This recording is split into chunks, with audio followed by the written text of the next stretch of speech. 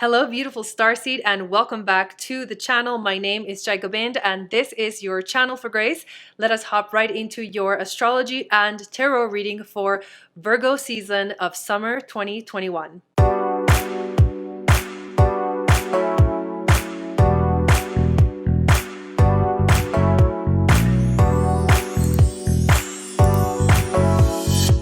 All right, Aries, what is going on? Let's talk about the astrology for this month for you. This is going to be very accurate if you are an Aries rising, but if you have Aries, Sun, Moon, and Venus, my messages are always channeled, so you will hear something that is meant for you to hear. Listen to the things that give you goosebumps. Listen to the things that make you feel like the message is for you, where you feel that, your spirit guide's kind of speaking to you, communicating with you. So let's hop right into the first event that is going on, which is the sun moving into the sign of Virgo. This is going to be happening in your 6th house, and this is going to be the theme that's underlying everything for you for the next 30 days. And what is this theme? It is being in the present moment. It is being aware. It is focusing on the details. It is manifesting things in your life, or at least staying present towards what's happening right in front of you from the moment you wake up till the moment you go to bed. Are you experiencing life in a way that you're not checking out? That's going to be a really powerful theme. So this happens on August 22nd. The moon moves into Virgo. A few days later on the 28th, the sun makes a square to the nodes, and you've got North Node in the 3rd and South Node in the 9th. So this is the house of communication and spiritual integration. This T-square is aspecting all of these 3 houses, which is very significant because when you have North Node in the 3rd, you're focusing on communication, you're focusing on channeling messages, you're focusing on speaking your truth. And then the challenge is, are you on your path? Like, you have to be able to have some kind of proof for yourself with the 6th house. And the proof is, I wake up in the morning and like I'm every moment I know that I'm here. I know that I have a purpose, and I know that it's like, even though I live in this 3rd dimension and I am a physical body and I do have to take care of myself, I also understand that I'm a spiritual being having a human experience. And this is the dance that we do in life, and this is what's coming up for you. Are you expanding your mind? Are you letting go of old belief systems so that new ones can take their place? You got to be more mercurial. You got to be more curious in your life. And that's what this this is going to challenge you to see. Are you doing that? On the 29th of August, Mercury enters the sign of Libra, and that is in your 7th house. And remember that Venus is also in your 7th house. So I feel like this is a positive transit. This is a lot of nice communication, harmony, balance, love, beauty coming into your relationships. I think you're going to get along with people really easily. I don't see any problems happening for you here in this realm. Actually, this is a really good thing about the month. However, Mars will be making an opposition to Neptune at 22 degrees on September 2nd, and Mars is currently in your 6th house. Neptune is in your 12th, and this duality that's being aspected here is saying, okay, so right now Mars is like, you need to get organized. He's helping you to focus on this area of your life, which is the area of Virgo in your chart, the 6th house.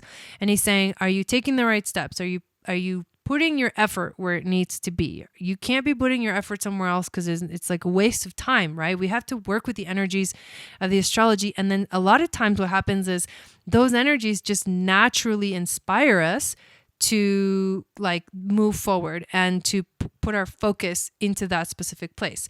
But whenever there's an opposition from any planet to Neptune, it brings unclarity. And so you have to unfog the mirror, unveil, and be like, okay, I know what's going on. I know I got confused there. I wasn't really sure what was going on, but I know now and I'm ready to move forward. So it's just a moment where like, okay, hold on a second. Am I on the right path? Did I figure this out or did I not? I'm kind of confused. I'm not really sure.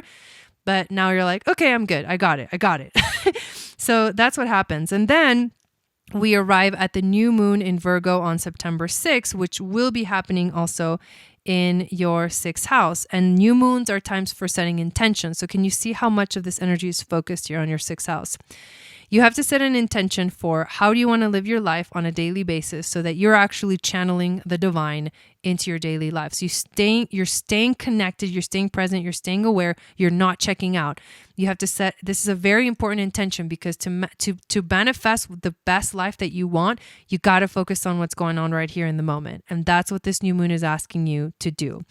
On September 10th, Venus leaves the sign of Libra and enters the sign of Scorpio. So she's going to enter into your 8th house, which is the house of death, change, and transformation. She gets really intense in this sign. She gets passionate. Her sexual drive actually activates, becomes stronger. There can be change that shows up within your relationships, because Venus does deal with change. So whatever was going on that was harmonious, and that felt really good, may now come up to a challenge, or you may now see something that you didn't see before in the relationship, or maybe the relationship itself just starts to change and transform. And obviously these tower moments are for the best, because they help us to move on and to not get stuck in the past. So that's going to be a very powerful transit. And then Mars enters the sign of Libra. So he leaves the 6th house for you and enters the 7th, which means that the focus now becomes on relationships. However, because Mars doesn't really like to be in Libra, and he really doesn't like to be in Libra. What happens here is that you may become wishy-washy in relationships. You may become indecisive about what you want in terms of relationships. You have to just look out for the sort of laziness that can come in this realm with Mars in Libra, because it would much rather be in your sign of Aries. And when it's in Libra, it's like the opposite of taking action and drive. It just wants to relax and do nothing. So that could be a good thing. Maybe this is a good time for you to just like take a vacation. Maybe not, but you know what I'm saying? Like enjoy, like just relaxing within the realm of relationship. Don't try to force things, because the energy is just not there for that. Or try to pressure anyone, because it's just not there. But that's the transit that's going to happen. And that happens on the 14th. And on that same day, the sun opposes Neptune again. Or not again, but I'm talking about that Neptune opposition that we saw at the beginning.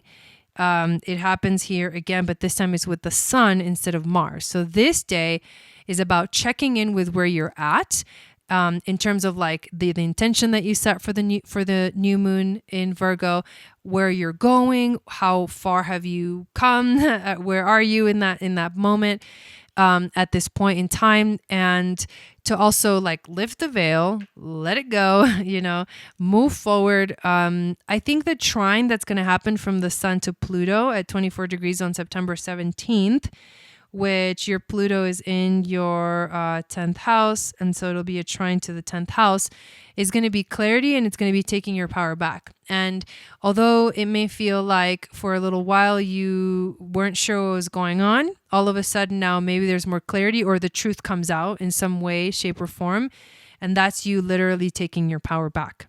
And then we end the month with the full moon in Pisces on September 20th, which is going to be happening in your 12th house. And that's a powerful transit, because a full moon is heightened sensitivities, heightened emotions, heightened energies. Everything is like so much stronger than normal, even like the light's too bright, So basically this is like a really powerful spiritual, connected to the Christ DNA codes. And that's because it's Pisces, and Pisces represents the penitent man that seeks salvation. So that drinks from the waters of the aquarium, which is the fish that drinks from the water of the water bearer that falls down. It's the southern fish that does that. That's the space of Fomalhaut, which is the one of the royal fixed stars, but this is Pisces. And so this is going to be a spiritual activation, an enlightening experience for you. That's how you're going to experience it. And I think it's going to be very beautiful as a culmination to the intentions that you set on the new moon that happened in Virgo on September 6th. Remember, this is 2 weeks right after that.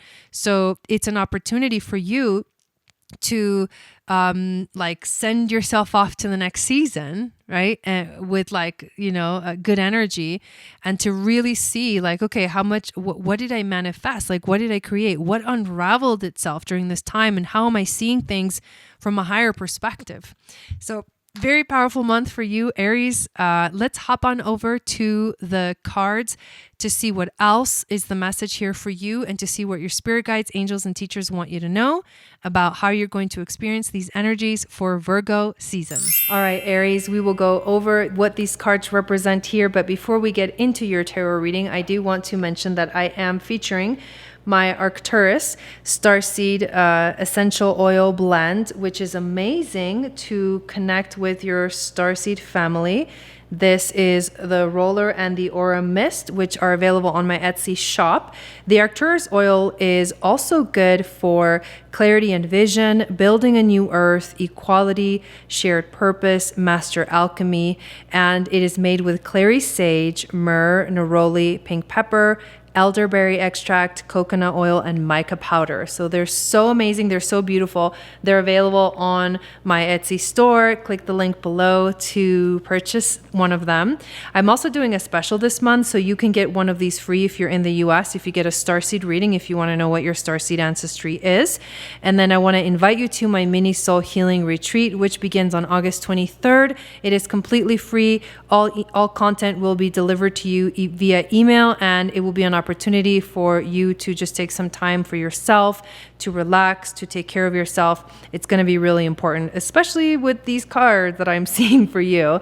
So what we got here is the intuition card, the challenge card, the overall theme for the season, the wisdom from your starseed ancestors, and the animal spirit for the month for you. So let's begin by looking at the first card, which is the Five of Cups. This is the card of grief. So I feel like some of you are feeling a lot of grief. There is so much going on in the world right now. We can't ignore the fact that a lot of us, especially if you watch this channel, you probably consider yourself like a starseed or an empath or a sensitive person. And what's going on in the world feels very chaotic. And there's these waves, and I've been experiencing this too, but there's these waves of emotions that go up and down and up and down. And sometimes the grief that we experience or the sadness is not our sadness, but it's the sadness that other people are feeling, because hopefully you're in a place where you know who you are and you know how to center yourself. That's why even more of a reason to do the mini retreat, so that you can learn to, separate between what's you and what's not you, and how can I take care of myself when there is so much going on in the world. And then for some of you, this may be grief that you're experiencing just in general in your own life because of something is going on. You're entering this season into some kind of grief or issue that's going on, and this is a process. Grief is a process, so you're releasing. This is definitely also an energy of releasing. The challenge for you is the Page of Swords. The page cards always bring in a message. In this image, she is pointing towards her third eye. And the swords are about the mind, and they're about thoughts. So the third eye is called the Ajna. It is the sixth chakra in the chakra system. It's right before the crown, which connects you to your divine essence. For her to point at your third eye, it means that the challenge for you this month is to stay clear of mind and to stay clear of intuition, and to use your ability to discern what is truth and what is not truth. She is also holding a sword, which represents the sword of truth. And if you have these cords that are, causing you the grief, and that are making it so that you have these attachments and you're feeling that energy, she's like, okay, first figure it out, what's yours and what's not yours, and then cut the cord. And you can do meditations with Archangel Michael. He's amazing at these cutting cord rituals. And so you can call on Archangel Michael to help you, release you, because you have to be in your truth. That's going to be hard. It's going to be hard to be like, what's real and what's not, what's mine and what's not, what am I thinking correct, am I thinking right, am I thinking straight? These are the things that the Page of Swords, especially with this image that's coming up for me intuitively through this channeled message, is, are you clear of mind this month? You may have a hard time with that. However, here is, to me, Archangel Michael himself. You get the King of Swords. The King of Swords is about clarity, and being accurate. And literally, for lack of a better phrase, cutting the BS, like cut the bullshit. Don't waste your time on whatever, emotions, even your thoughts, relationships that are keeping you away from being in your own truth. If something is holding you back, you need to cut the cord. It's such an important, you need to be clear. You have to find that clarity, or otherwise you're going to feel like you're not in the right space. You're not, because you'll be too much in your emotions. And unfortunately for you, this is not a month to be in your emotions, in the grief. Yes, the grief is a process, and yes, you have to go through it, and yes, you'll go through those ups and downs, but the clarity comes from a different dimension. It's like the mental plane. That's the clarity that you need to work on this month to stay like on the track that you want to be. What's happening is this card, your starseed ancestors, pulled the karmic relationships card. So there is some karmic things that you're working out, stories, you're letting go of old habits, patterns. This says Orion energy, polarity, yes. So yin and yang, feminine, masculine, soul growth, and then conflict. So the Orion, this is a message for the Orion starseeds as well. You may be an Orion starseed. And the Orions are very curious, and they're very much connected to the mind and thought processes. They're very mercurial because they're found in Western astrology within the Gemini constellation, and or within the Gemini in the chart, the Gemini sign. And so you just have to remember that like all of this is happening and all of this is coming up for you, especially the grief that we got from the very first card, because you are releasing. But you have all the support that you need to let go and to release. The King of Swords, the Page of Swords, asking you to be in your clarity. All of those things are going to help you this month to find your clarity. And the last card we get is the Firefly. And that's such a I love the Firefly. It's so cute. Fireflies are amazing. But the Fireflies are inspired energy. They're like fantastic, but it is fleeting.